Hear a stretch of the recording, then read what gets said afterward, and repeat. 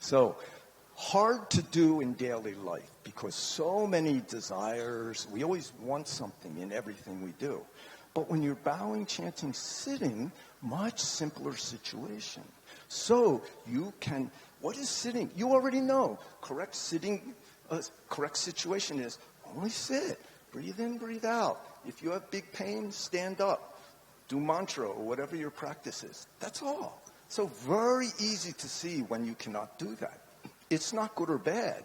It's just the more your mind flies off, the more you're going to have difficulty in your daily life.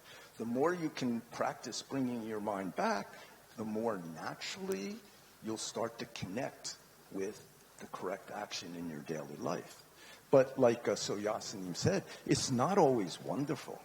You know, Sung Sansanim used to say many times, he'd say, if you don't make anything, you get everything. It sounds like Santa Claus, you know.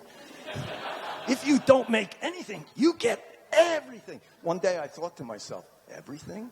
Disease, hunger, nobody loves me, break my leg, my body gets sick, everything.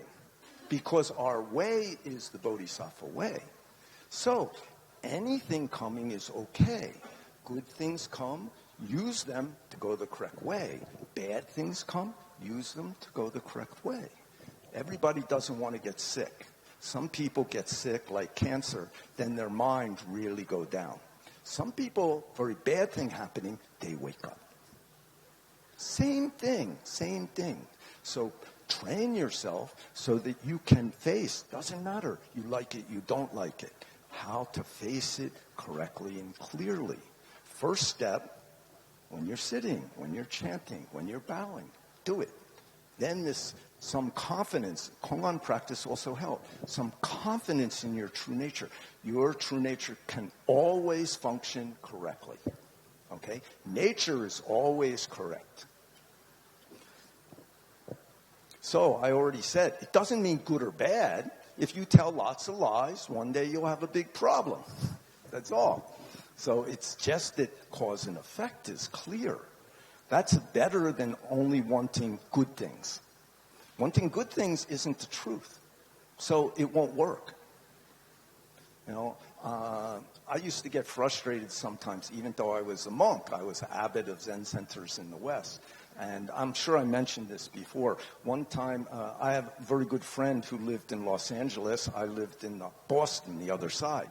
And he'd call me off. And one day he calls me, and I said to him, you know, 95% of the conversations people have with me, they're complaining. Then he said, what are you doing right now? So Dharma friends, very important. Then another time he calls up and I said, everybody in this Zen center have a problem.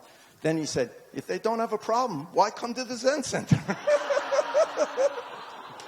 Then slowly I started to realize, Buddha didn't say, this situation's dukkha, that situation's wonderful. He said, life is dukkha. So now when problems appear, I'm not surprised. It's just another ordinary day. So if you can get like that, then your suffering becomes the Bodhisattva way. Your happiness becomes the Bodhisattva way. The point is to realize our true nature, then you can turn any appearance into the path. Sung Sansanim said one time that he felt during this century, all societies will fall apart. And he didn't seem upset, but he just was talking cause and effect. We don't know. Nobody knows. But that time somebody said to him, sir, if everything falls apart everywhere, where can I hide?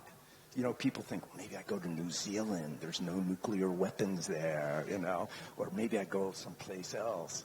But he said, hide under the path. Okay? There's no outside place to save you.